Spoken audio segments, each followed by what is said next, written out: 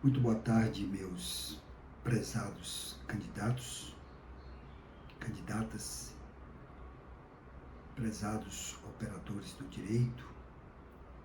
Hoje eu estou aqui para ministrar uma aula muito importante para o exame da ordem, que é a disciplina Direitos Humanos. Nós queremos saudar todos e quero dizer para vocês que esse processo de aprendizagem é um processo de conhecimento, onde cada dia nós vamos galgando um degrau para podermos chegar no pódio. Essa disciplina é muito importante para que o aluno possa obter a sua aprovação, porque muitas vezes o candidato, ao fazer a prova do exame da ordem, principalmente a prova objetiva, às vezes tira no resultado final 38 questões. E as 2 questões dos direitos humanos ele errou. Isso é muito ruim. Mas nós estamos aqui para lhe ajudar a conseguir a sua aprovação. Sei que não é fácil, mas não é impossível. E eu estou aqui para somar, para agregar os conhecimentos. Eu sou o professor Evilásio Vitorino de Castro Assunção, professor de Direito em várias cátedras. Sou também advogado em várias áreas e eu estou aqui fazendo o meu melhor para ajudar você, candidato e candidata, nesta aula magna que nós vamos iniciar neste momento.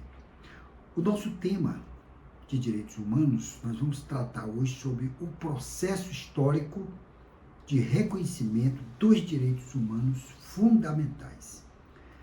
A nossa aula primeira é aquela aula magna, como eu já falei, é uma aula histórica, onde nós buscamos na doutrina, na legislação pátria, tudo aquilo que já foi história e que hoje é concretizado. Os avanços em várias concretude de pleitos, e hoje nós temos uma Constituição Federal onde valoriza a pessoa humana graças a esses antepassados que lutaram para que hoje nós tivéssemos direitos fundamentais garantidos pela Constituição Federal de 1988. Nós vamos iniciar aqui com uma pequena introdução. Vou trazer aqui 2 citações aqui de 2 grandes ministros que já passaram pela nossa história aqui no Brasil. Nas palavras do ex-ministro da Justiça, José Eduardo Martins Cardoso, a noção de direitos humanos vem sendo consolidada através dos tempos, superando incompreensões, preconceitos, ódios e o desprezo dos seres humanos sobre a própria humanidade. Nada mais justo que os que querem conhecer esta evolução e os embates que ainda no século XXI perduram a seu respeito. Tenha uma visão panorâmica do assunto, orientada por um bom e didático guia. Um bom e didático guia que não teme esconder a visão de mundo que o orientou a elaborar este completo roteiro. Nas palavras do ex-ministro da Justiça, que nós citamos, ele quis nos passar de que, ao chegarmos aonde nós chegamos, no século XXI, houve, no passado, muitas incompreensões muitos preconceitos, muito ódio, desprezo ao ser humano. E isso não é compreensível nos dias de hoje. Porque o ser humano, ele é uma pessoa digno de seu respeito, digno da sua integridade, como determina o artigo 1º da Constituição Federal de 1988. Respeitar o ser humano é respeitar a si mesmo, porque o ser humano, ele é dignatário de toda compreensão, de todo respeito que os mandatários, que os governantes têm para com essas pessoas.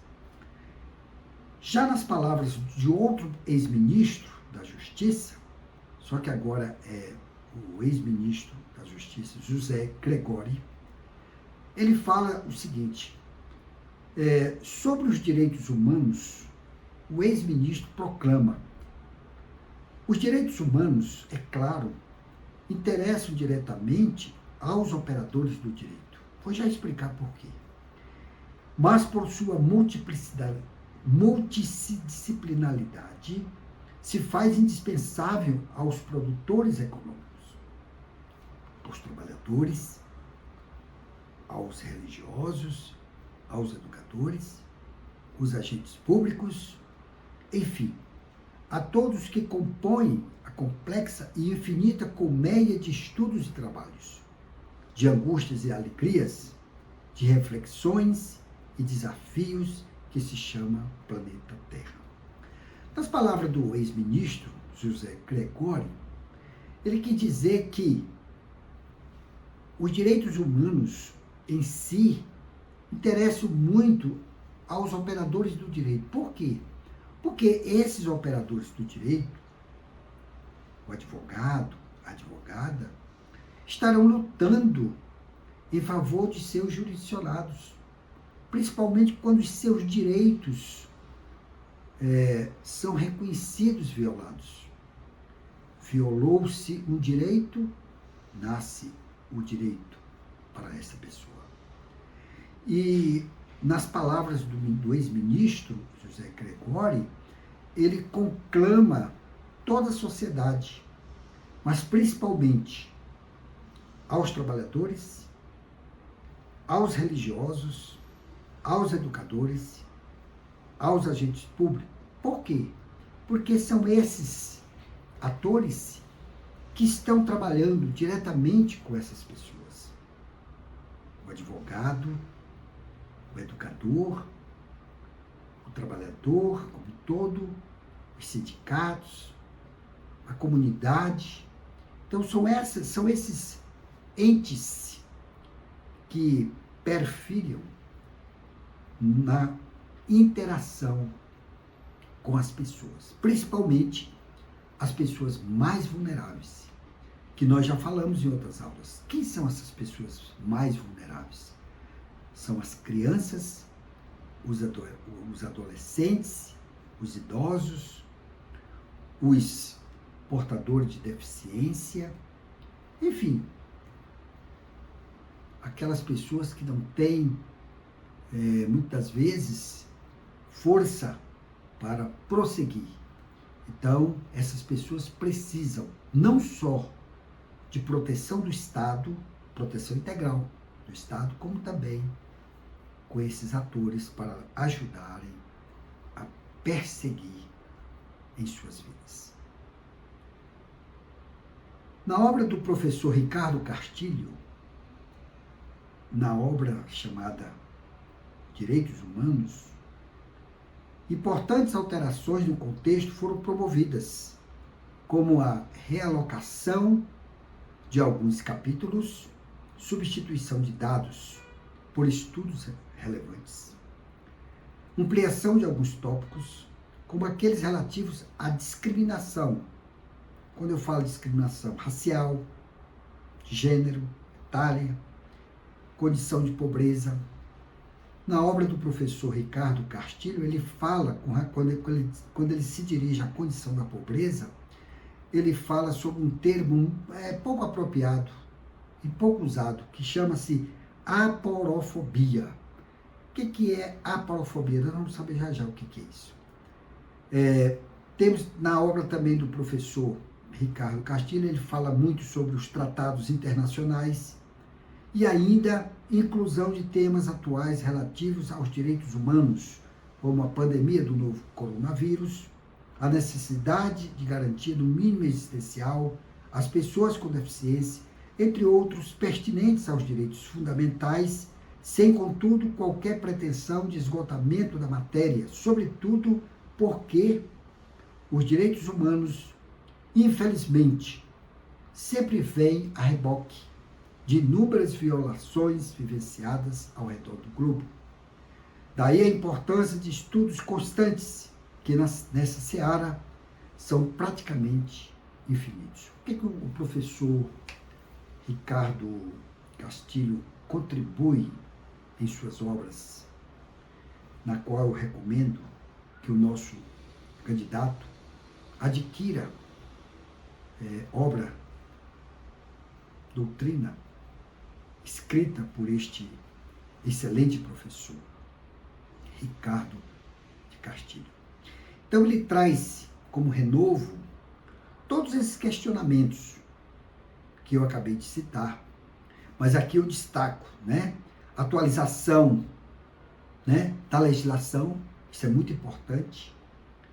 É muito importante que os professores dessa matéria, direitos humanos, possam atualizarem as suas obras jurídicas, sociológicas, científicas, no aprimoramento da legislação, para que o nosso candidato ele se aperfeiçoe, que ele se intere de tudo que está sendo atualizado. O nosso professor, Ricardo Castilho, ele traz o mínimo existencial. O que significa dizer o mínimo existencial? Nós já vimos isso na disciplina Direito do Consumidor. Aquele mínimo existencial é para que as pessoas não se endividem mais do que recebem. Nós falamos lá na aula de Direito do Consumidor que tem que haver um equilíbrio econômico na vida de cada cidadão, para que ele não venha sofrer consequências gravíssimas e também a sua família. Ele fala também da atualização, da normatização da pessoa com deficiência. Nós vamos estar falando muito nessa matéria de direitos humanos sobre essas pessoas, sobre esse segmento tão importante para a sociedade. E ele também fala que, infelizmente, há violações recorrentes aos direitos humanos da pessoa. Então é muito importante que o operador do direito, por isso que ele chama a atenção do operador do direito, é importante que o operador do direito esteja atento para que quando ele for requisitado pelo jurisdicionado, pelo seu cliente, em um escritório de advocacia, ele possa lutar em prol dessa normalização, dessa violação, pedindo ao Estado, pedindo ao Poder Judiciário a devida reparação. Bem, a aporofobia, que o professor Ricardo Castilho falou, ele significa o seguinte: essa patologia foi denominada por Adela Coimbra como aporofobia, termo que surge da união de duas expressões gregas: aporos, pobre, sem recursos, e phobos, é o medo, aversão, ódio, é o ódio. Ou seja, aversão a pobres. Então, tal flagelo sempre assolou a sociedade brasileira. Isso é a pura verdade. As pessoas que sofrem violações de seus direitos, principalmente a dignidade da pessoa humana, as consequências são gravíssimas. Então, há necessidade realmente de o operador do direito buscar no Poder Judiciário a devida reparação da violação desses direitos. Por fim, eu vou concluir aqui essa pequena introdução. Por fim, na busca por proteção aos direitos humanos, as lutas levadas a efeitos ontem e hoje, que procuram criar e fazer cumprir normas protetivas desses direitos, são invariavelmente busca por reconhecimento de algo, a dignidade da pessoa humana. Interessante que nós vamos tratar muito sobre a dignidade da pessoa humana. Nós vamos tratar sobre o comportamento, como a sociedade vê as pessoas mais vulneráveis, né? A gente vai estar tratando durante toda a nossa sequência de aulas. A conceituação, na percepção do professor Ricardo Castilho, a conceituação de pessoa humana pode aparentar ser um pleonasmo. No entanto, a origem de expressão tem motivações religiosas. No primeiro concílio ecumênico, o concílio de Nicéia, no ano 325, discutiu-se longamente a identidade de Jesus Cristo. E, afinal, chegou-se ao consenso de que apresentava dupla natureza humana e divina. Dentro desse contexto, nós vamos conhecer alguns pensamentos, né, de alguns filósofos que tinham essa percepção sobre a pessoa humana. E esse concílio de Nicéia foi muito interessante, o professor Ricardo trazer a baila esse concílio de Nicéia, porque o concílio de Nicéia, que aconteceu no ano 325, foi o primeiro evento promovido pela Igreja para discutir a fé cristã. O principal objetivo da convocação feita pelo imperador romano Constantino I, era a criação de um consenso entre os representantes da instituição acerca da natureza divina de Jesus Cristo. Então, nós vimos aí que esse concílio de Nicéia, no bojo da sua discussão maior, trouxe para o conhecimento do imperador romano Constantino I, ou primeiro, o entendimento de que existia uma certa, vamos dizer, uma certa tese sobre a pessoa de Jesus Cristo, cuja natureza Jesus Cristo herdou aqui nessa terra, as duas naturezas, a natureza terrena e a natureza humana. Isso foi consenso neste concílio.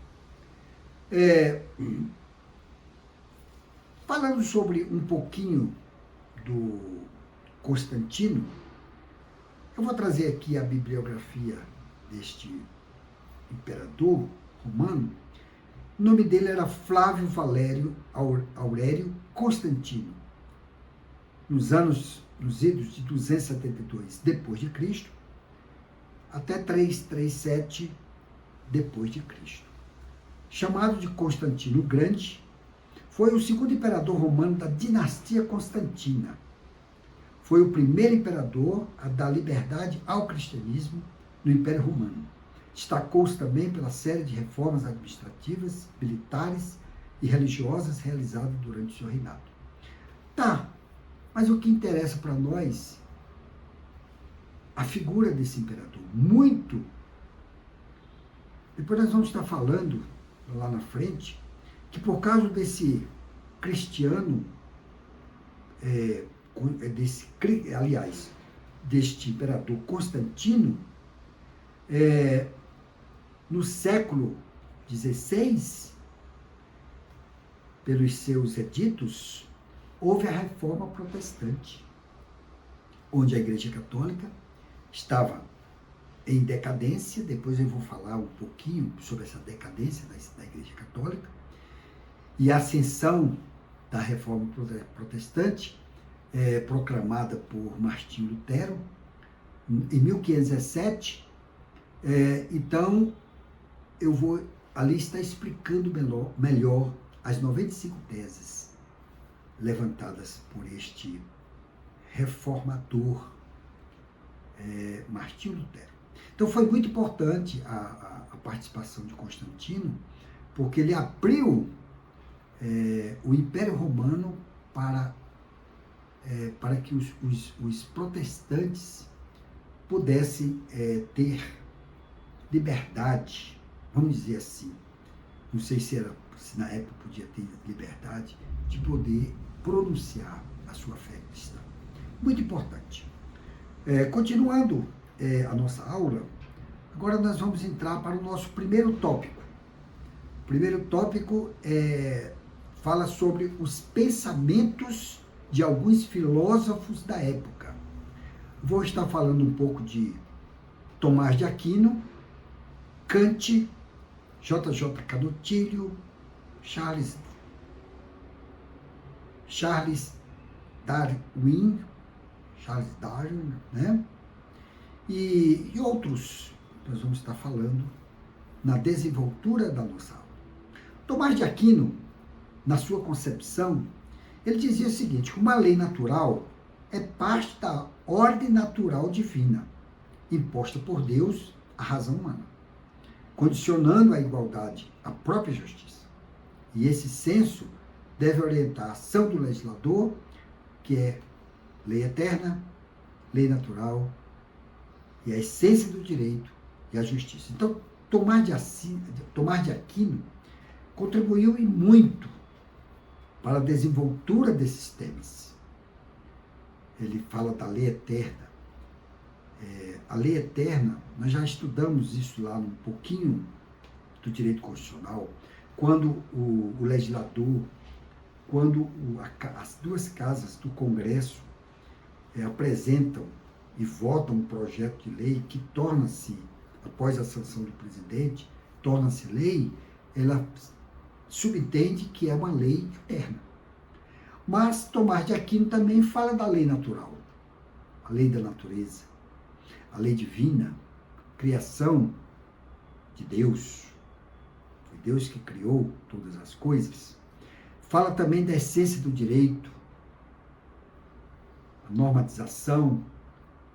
Fala também da justiça, que nós vamos estar estudando depois o conceito de justiça. Mas eu vou adiantar um pouquinho dessa conceituação. O que vem ser justiça? Justiça, em simples palavras, é dar aquilo que é seu. É o magistrado reconhecer o seu direito. Dar a você aquilo que foi violado. Isso é justiça. Muito simples. Já no pensamento de Kant, ele diz o seguinte, que a dignidade da pessoa humana é um fim em si mesma. Daí ser a escravidão um contrassenso filosófico. Ora, na cabeça de Kant, ele não receberia, não aceitaria a dignidade da pessoa humana como sendo crucificada, maltratada. Então havia um contrassenso filosófico com relação ao pensamento de Kant. Depois a gente vai estudar mais sobre esse pensamento de Kant para a sua melhor compreensão. O outro, J.J. Canutilho, um excelente constitucionalista português, ele diz o seguinte, Canutilho dá a síntese desta discussão num trecho do seu livro Direito Constitucional e Teoria Constitucional, de 1998, onde ele proclama: direitos do homem são direitos válidos para todos os povos e em todos os tempos.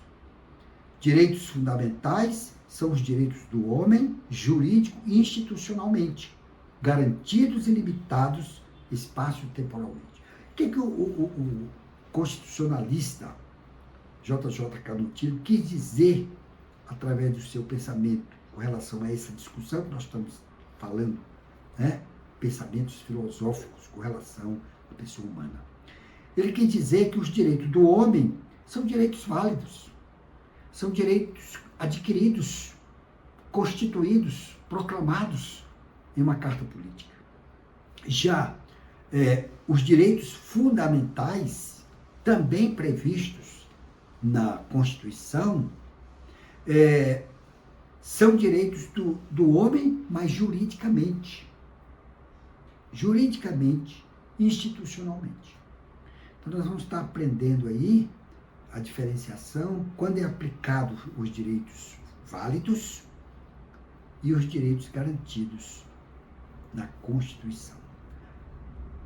No pensamento de Charles Darwin, na viagem que fez no navio Pilgrim, entre 1831 e 1836, pelas Ilhas Galápagos, no Equador, realizou descobertas que contrariavam aquilo em que se acreditava na época, que as espécies eram fixas, imutáveis, desde a sua criação por Deus. Então, quando nós estudamos lá em biologia, né, sobre a evolução da espécie, criada, descoberta, experimentada por esse filósofo da biologia, nós vimos ali que havia muitas contradições existentes da época. Mas isso foi esclarecido, que as pessoas, que as espécies, quando eu falo aqui espécies, é sentido lato, né? Todo tipo de espécie, vegetal, animal, né, humana, etc. Eram fixas, imutáveis, desde a sua criação. Então, havia muitas dúvidas com relação a esse experimento de Charles Darwin. Mas aí ele explicou, ele buscou estudar e passar para as pessoas daquela época de que as coisas não eram aquilo que se aprendia. Já no pensamento de Heidegger, no início do século XX, afirmava, isso no pensamento de Heidegger, que o ser humano está em perene processo evolutivo. Jamais está pronto e completo, porque é um ser em constante processo de vir a ser. Então, já no pensamento desse filósofo, ele afirmava que o ser humano ele está sempre evoluindo. E nós vamos estar estudando mais com detalhe quando nós estivermos estudando a pessoa de Heidegger. Vamos agora passar para um outro tópico que eu queria chamar aqui a atenção, que vou falar um pouquinho mais sobre Tomás de Aquino, sobre a sua biografia. Tomás de Aquino, grande feito de Tomás de Aquino, e a base do seu pensamento é a união entre a fé e a razão. Isso é muito importante. Fé e razão. Porque nós vamos estar estudando depois, principalmente quando nós formos estudar sociologia, jurídica, filosofia do direito, que a fé e a razão tem que uma complementar a outra. Elas têm que estar uníssona, né? Como estudioso da filosofia clássica, ele conseguiu perceber a relação que existe entre a lógica aristotélica e a fé cristã. Assim, criou uma ponte entre a filosofia e a teologia. São Tomás de Aquino entendeu que a razão é uma capacidade humana. Pronto, falou tudo. A razão é uma capacidade humana. É o cognitivo que o homem busca raciocinar, pensar, decidir, não com emoção, não com comoção, mas decidir com a razão. Continuando, ele diz, também criada por Deus. Criada que? Esta razão, O ser humano, quando ele nasce completo. O seu cérebro, os seus neurônios, para ele poder pensar, para ele poder agir, mas com razão. Portanto, quando a razão é bem utilizada, ele consegue aproximar uma pessoa à base da fé. Olha que coisa linda, uníssona, uma complementando a outra.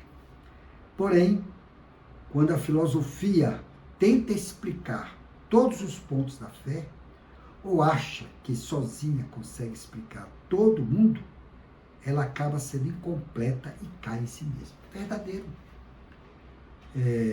Filosofias são filosofias.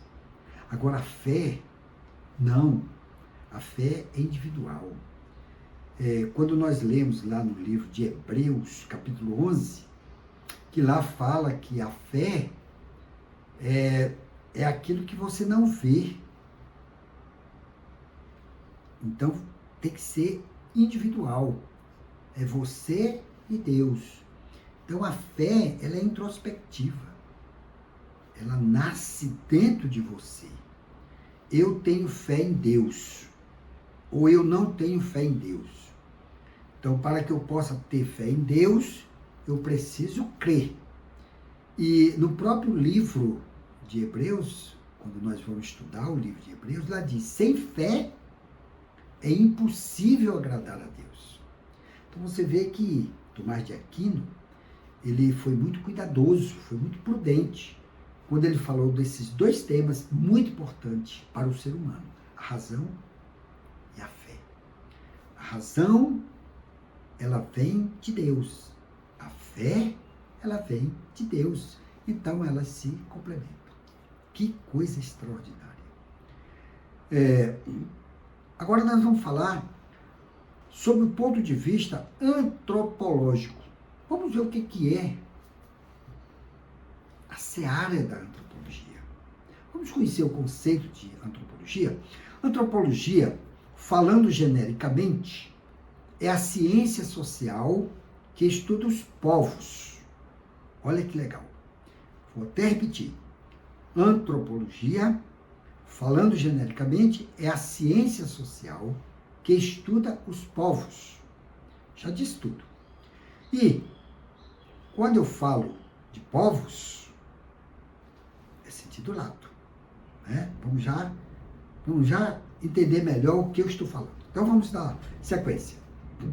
E, como se pode pressupor, é um estudo de altíssima complexidade. Com certeza. O ser humano, ele é muito complexo. Nós vamos estar conhecendo, né? Por que o ser humano precisa de leis? Por que o ser humano precisa de sociabilização? Por que o ser humano precisa de interação? E assim sucessivamente. Então, prosseguindo diz, como se pode pressupor, é um estudo de altíssima complexidade, porque envolve, agora sim, os povos. Envolve cultura. Meu Deus do céu. Quando nós vamos falar das culturas existentes, né? A gente já se perde, né? Língua, símbolos, traços de identidade, tradição oral e escrita, usos e costumes, rituais, ou seja, povos, ou seja, a vida dos indivíduos em coletividade. Foi tudo isso que eu acabei de dizer, que o ser humano ele precisa de interação, ele precisa de socialização, ele precisa de comunicação entre pessoas. Então, por isso que ele precisa conviver, ele individualmente, mas em coletivo. Com todas as nuances decorrentes das relações sociais, que as pessoas deverão compreender, introjetar e praticar. Caso contrário, a relação social se desfaz. Excelente. Ainda, como complemento desse ponto de vista antropológico, Um dos fatores que define o nível de civilização de um povo é a sua capacidade coletiva de seguir regras. Só ratificando, o homem, quando eu digo homem, é no sentido genérico, homem e mulher. O homem precisa conviver no coletivo. O homem precisa se interagir.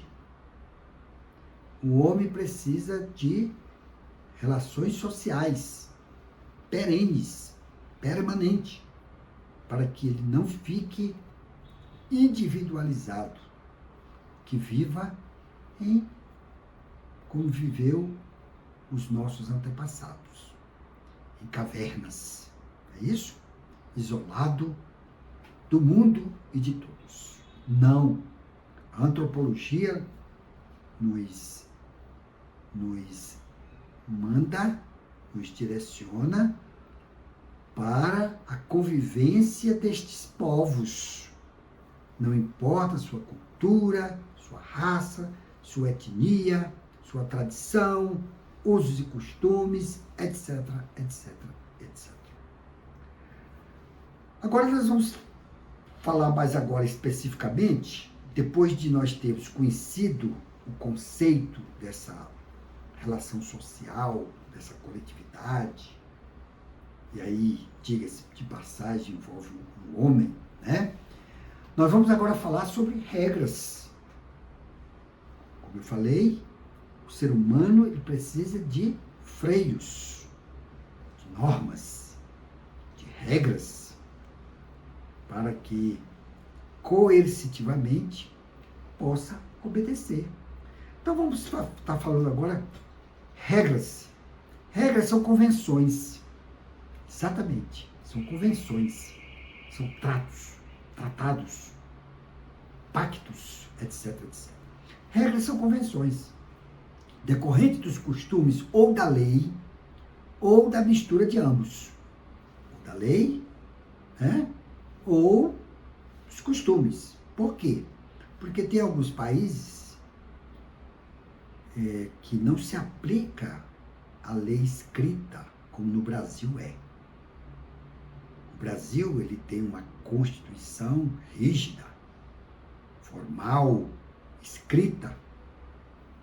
Já alguns países, por exemplo, a Inglaterra,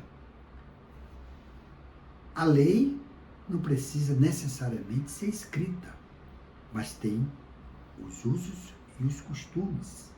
Então, por isso que o professor, quando ele conceituou regras, ele foi muito sábio, porque ele disse assim, regras são convenções, ponto, decorrente dos costumes ou da lei, exatamente, ou a mistura de ambos.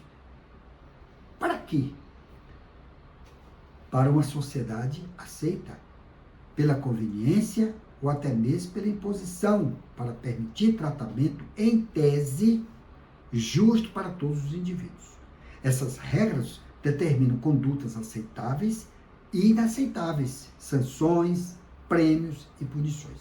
Então, essas regras, elas servem como base para que seja aplicado a justiça, para que haja uma interação aceitável, salvo naqueles países que se vive não um Estado democrático de direito, mas ditatorial, regime de ditadura, de coerção, mas o Brasil não. O Brasil a nossa Constituição é uma Constituição perfeita. A nossa Constituição é perfeita. Ela, um bojo da Constituição, no corpo da Constituição de 88, ela garante vários direitos e principalmente os direitos fundamentais, onde o legislador originário, constituinte originário, considerou os direitos individuais, coletivos, os direitos e garantias fundamentais como cláusulas pétreas. Isto está no artigo 5º, combinado com o artigo 60 da Constituição Federal. Então, regras são convenções.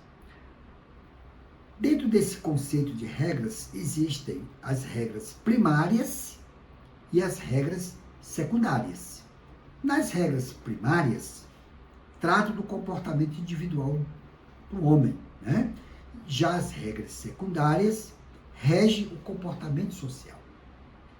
Mesmo as sociedades primitivas, lá do passado, acumulam um repertório social. Olha que interessante. Mesmo lá no tempo da caverna, existiam entre eles, os habitantes, né, essa sociabilidade, essa interação, né? Como eu falei lá nas aulas anteriores, que mesmo não tendo uma lei, alguém tem que fazer a lei, mesmo que seja entre eles. Então, continuando, essas regras envolvem alguns conceitos importantes, não apenas para a antropologia, mas para o próprio direito.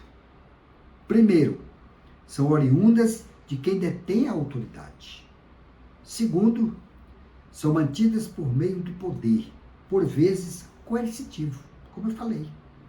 E terceiro, tiverem que ser legitimadas pelo grupo. Então, nós temos aqui diversas convenções.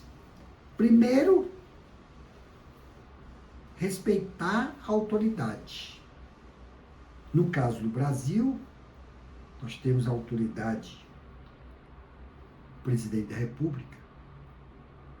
Nós temos, todo cidadão deve respeitar quando um candidato ele ganha, né, em uma eleição nacional, por exemplo, 2022, nós tivemos uma eleição nacional, onde os dois candidatos, eles, né, estavam brigando por o cargo de presidente da República. Um foi eleito, o outro não foi eleito. Aquele que foi eleito, ele vai ter que governar a partir da posse para toda a nação, para todo o país. O perdedor, que também teve vários seguidores que em um sufrágio legítimo foram lá na cabine e colocou o seu voto. Mas a partir da posse do vencedor, no caso o presidente da República, todos aqueles vão respeitar. Por quê? Porque são regras, são pactos, são convenções. Ainda nessa sequência, vamos falar sobre o poder e a autoridade. Nós falamos agora do respeito, né? Respeito à autoridade. Agora vamos falar do poder e a autoridade. Então, o poder e a autoridade exercida pelo Estado, aí sim, nós já falamos sobre o Estado em algumas aulas. Quando o Estado ele é abstrato. E ele se personifica através dos seus entes, que é a União, os Estados, o Distrito Federal e os municípios. Então, poder e autoridade exercido pelo Estado, que cria e faz cumprir as leis.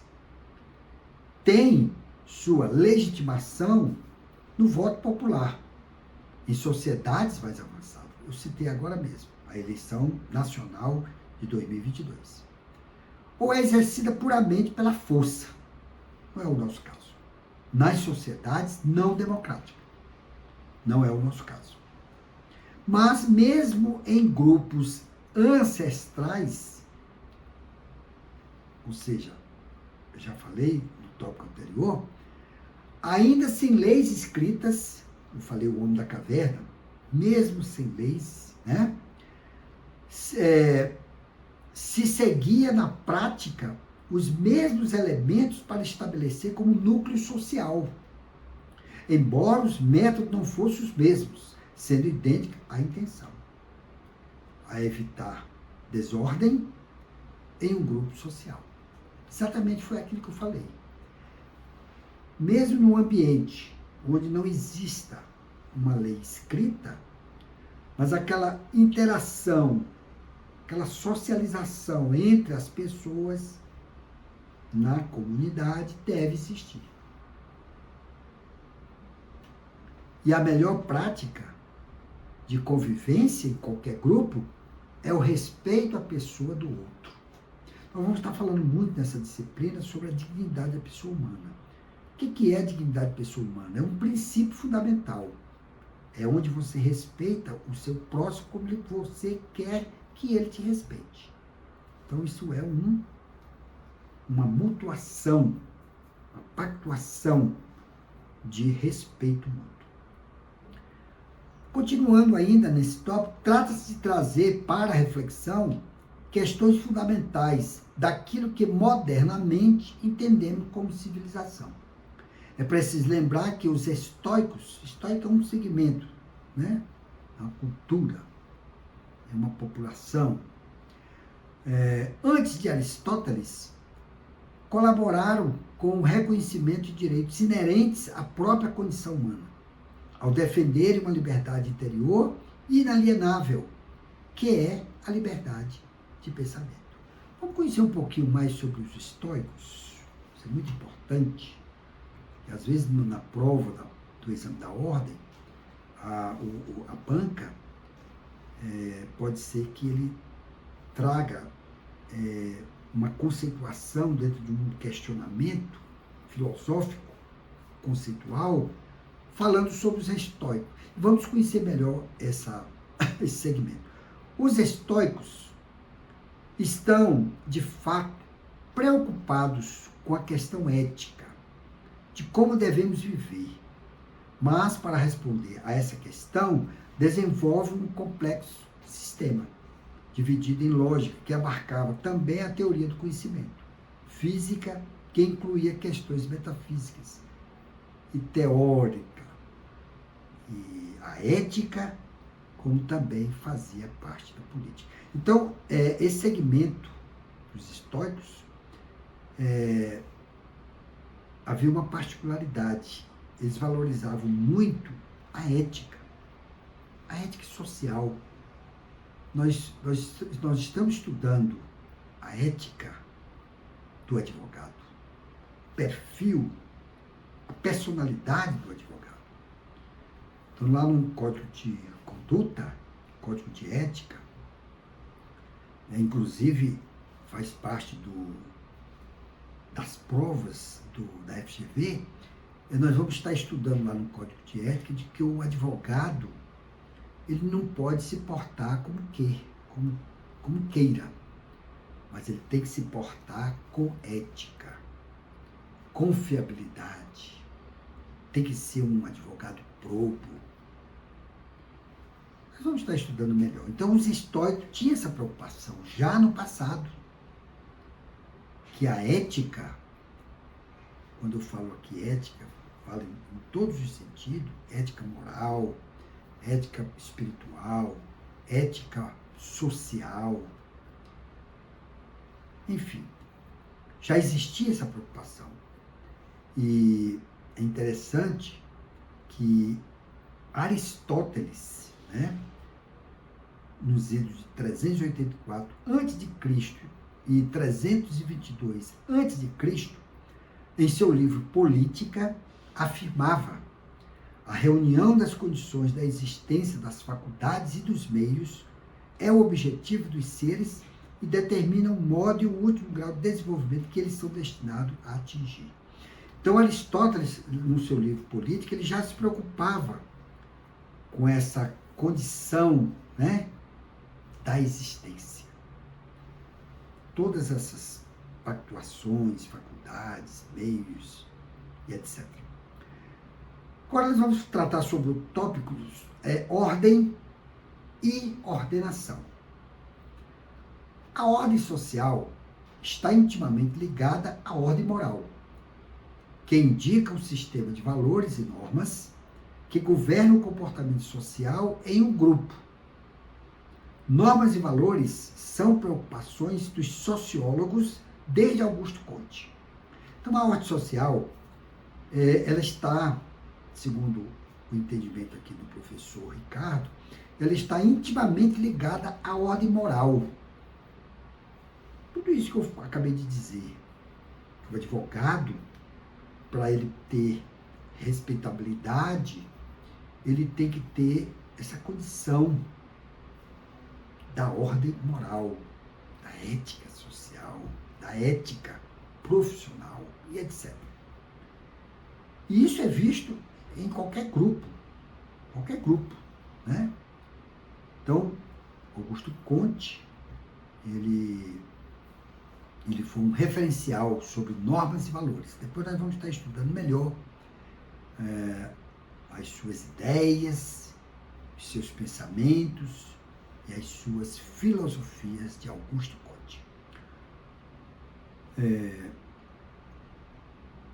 Dando essa sequência, nós vamos estar estudando agora que o pesquisador R.C. Angel, em 1958, diz que ordem moral é o modo pelo qual o dever é organizado.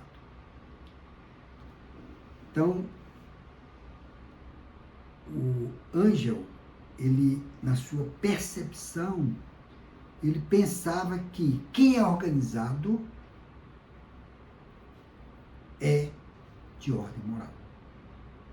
É aquele profissional que respeita o seu cliente, no caso do advogado, no caso do médico e assim sucessivamente. Então, ele dentro da visão desse Angel, ele disse que a ordem moral é o modo pelo qual o dever é organizado. E ele prossegue. Nesse sentido, a síntese do pensamento de Angel é que os grupos são organizados primeiramente de acordo com as tarefas, com os deveres, ou seja, com o aspecto utilitário que cada integrante representa para cada grupo. Só reforçando, na visão, pensamento de Angel, primeiro os deveres, depois os direitos. Agora, já numa outra visão, num outro patamar, nós vimos a ótica moral. Agora vamos ver a ordem moral. Agora nós vamos ver em outro patamar, em uma outra vertente, a ordem pública. Já a ordem pública, que por sua vez resulta necessariamente da norma, né, ou da ordem normativa, isso é muito importante, é nesse sentido eminentemente negativa. Por quê? Porque nela estão incluídas normas que têm como característica geral a proibição. Ela é negativa por quê? Porque quando o povo hebreu recebeu os 10 mandamentos escritos pelo dedo de Deus, quando Moisés estava ali no monte, quando Moisés desceu, que o povo estava em libertinagem, Moisés falou para eles os 10 mandamentos. Não matarás, não furtarás, né? Não terás outros deuses diante de mim. Então, para ele, é uma ordem que é negativa, proibitiva. Então, as pessoas não gostam de receberem. Não faça isso. Não faça aquilo. Então, quando Moisés falou para aquele povo que estava em libertinagem, com rebeldia para com Deus, o que ele fez? Ele leu os 10 mandamentos e jogou sobre aquele povo as tábuas de pedras que estavam os escritos de Deus. Vamos passando aqui para o nosso compêndio aqui da nossa disciplina. O pensador britânico Thomas Hobbes, um dos mais importantes teóricos absolutistas, descreveu no livro Leviatã, esta obra publicada em 1651, a seguinte representação: o cidadão renuncia a parte de sua liberdade. Olha que interessante o que Hobbes escreveu. O cidadão renuncia a parte de sua liberdade, que é total no estado de natureza, em prol de uma autoridade que lhe dê em troca a segurança assegurada pela lei, na vida em sociedade. Vamos entender isso. O homem, como ele é, como eu falei, é um homem que precisa de lei, de norma, de convenções e muitas vezes de normas coercitivas.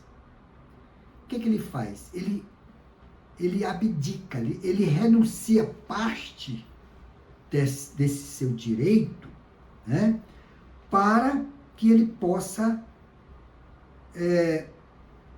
legitimar uma autoridade. Como é que nós vamos compreender isso nos tempos atuais?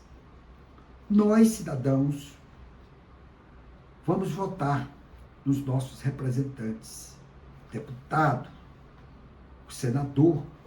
Então, nós estamos passando para o nosso representante parte de nossa liberdade, de nossos direitos, e passando para os nossos representantes para que eles façam leis em nosso nome.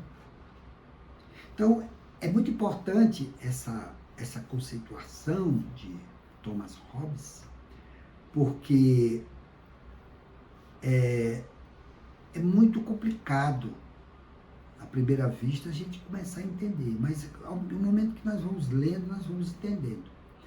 Então, em síntese, o ser humano, ele abre mão de parte da sua liberdade e também de direitos e legitima um terceiro, que é o nosso representante nas duas casas do Congresso.